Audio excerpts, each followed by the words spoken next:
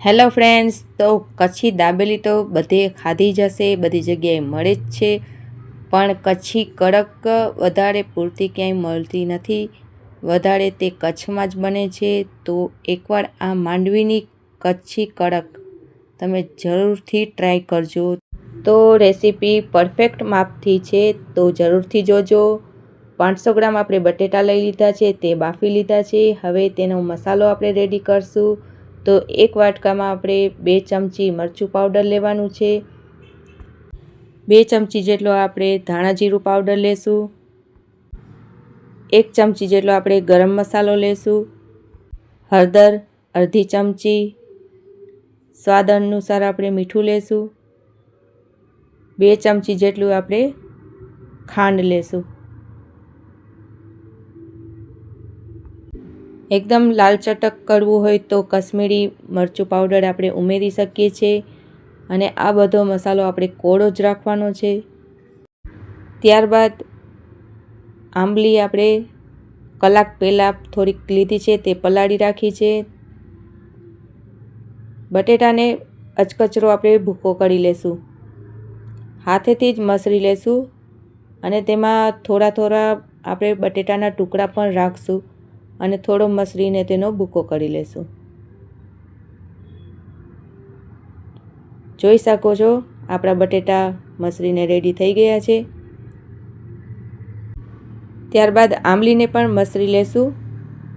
તેમાંથી આંબલીના છોતલા આપણે કાઢી લેશું.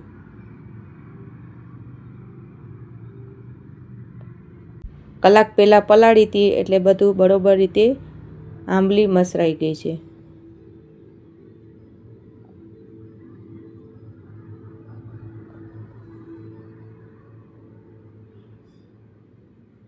જોઈ શકો છો આપણે છોતલા કાઢી લીધા છે ને આંબલીનું પાણી આપણે રાખવાનું છે. મસાલો પણ તૈયાર છે. બસ આટલી વસ્તુથી આપણે શાક વઘારવાનું છે. હવે કઢાઈમાં આપણે તેલ 2 ચમચા જેટલું ઉમેરી દીધું છે અને કોળો મસાલો જે આપણે બનાવીને રેડી કર્યો હતો એ પણ તેમાં એડ કરી દઈશું અને બરોબર રીતે આપણે સંતરાવા દેવાનો છે. આ મસાલાને કોળો જ સંતરાવા દેવાનો છે. એમાં પાણી કે કશું પહેલાં એડ કરવાનું નથી. ખાંડને જે છે એમાં નાખેલી આખી તે ગળી જશે ત્યારે આપણો મસાલો રેડી થઈ જશે. ત્યાં સુધી આ મસાલાને પાકવા દેવાનું છે. આ કડકમાં જે મસાલા સિંગ વપરાય છે તેનો પણ મેં વિડીયો પહેલેથી બનાવીને અપલોડ કરી લીધો છે, તે પણ તમે જરૂરથી જોજો. એકદમ કચ્છી મસાલા સાથે જ આપણે બનાવ્યો છે અને જો કચ્છી મસાલો તમને શીખવો હોય તે પણ હું તમને શીખવાડીશ. એનો પણ વિડીયો જરૂરથી લાવીશ. હવે મસાલો ખૂબ સંતરાઈ ગયો છે. તેમાં આપણે આંબલીનું પાણી એડ કરી દેવાનું છે.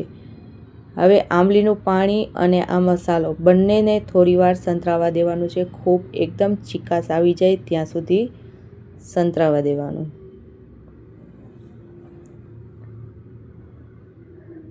જોઈ શકો છો એકદમ સંતરાઈ ગયો છે મસાલો. હવે તેમાં આપણે બટેટાનો જે માવો બનાવેલો છે તે આપણે તેમાં એડ કરી દઈશું.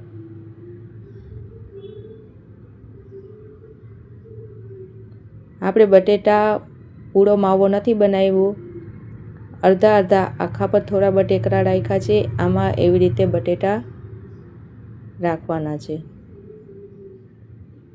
થોડું પાણી આપણે ઉમેરી દઈશું અને આમાં રસો કરવા માટે ખૂબ પાણી જરૂરી છે, કારણ કે આપણે જે ટોસ્ટ કે બટર યુઝ કરવાના છે તેમાં રસો ખૂબ જ જરૂરી છે. આ બટેટાનો એકદમ રસાવાળું શાક તૈયાર થશે. ખાટું, મીઠું, તીખું અને એકદમ ચટાકેદાર આપણી કડક તૈયાર થવાની છે. તો એકવાર આ શાકથી જરૂર ટ્રાય કરજો. 2 ગ્લાસ આપણે બીજા પણ પાણી એમાં એડ કરી દીધા છે. આ રસો ફૂલ ઉકળવા દેશું.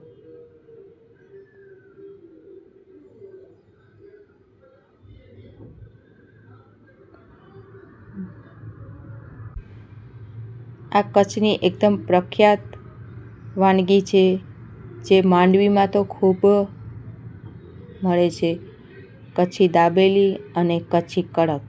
ત્યાં ગલી ગલીએ આ વાનગી મળે જ છે.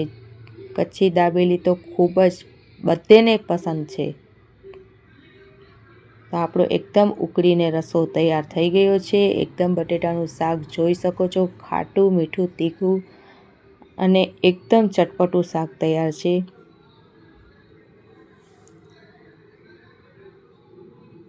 એકવારથી આ જરૂરથી ટ્રાય કરજો, બહુ જ મજા આવશે. હવે આપણો આ રસો ઉકળી ગયો છે. હવે આપણે કડકની તૈયારી કરી લઈએ. જોઈ શકો છો બધી જ વસ્તુ રેડી કરીને રાખી છે. આ કડક માટે આપણે બેબી ટોસ લીધા છે. એકદમ નાના ટોસ આવે છે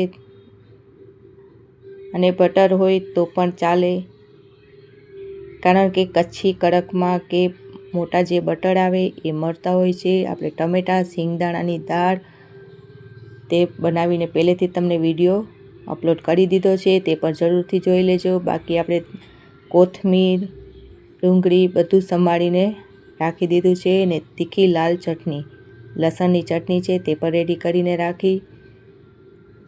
ત્યારબાદ આપણે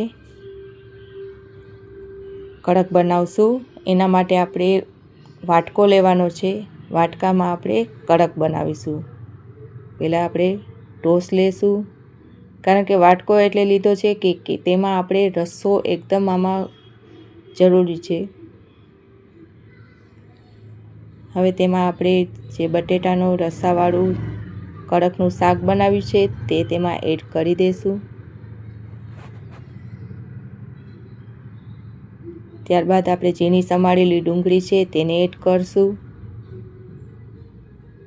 ત્યારબાદ સિંગદાણાની અને દાળિયાની દાળ બંને મિક્સ બનાવી છે તે લેશું. ઝીણા સમારેલા ટમેટાં એડ કરી દઈશું. હવે કોથમીર આપણે થોડી બબડાવી દઈશું. માથે લાલ ચટણી લસણની, વધારે તીખું જોતું હોય તો વધારે ઉમેરવાની. આ આપણી કચ્છી કડક એકદમ ચટાકેદાર તૈયાર છે. તો વિડીયો જો તમને પસંદ પડ્યો હોય તો લાઈક શેર જરૂર કરજો અને કમેન્ટમાં જરૂરથી જણાવજો કે તમે આ કડક ક્યારે બનાવી છે. જો બનાવી હોય તો કમેન્ટમાં જરૂરથી જણાવજો અને મારા વિડીયોને લાઈક જરૂરથી કરજો. આપણી આ કચ્છી કડક તૈયાર છે.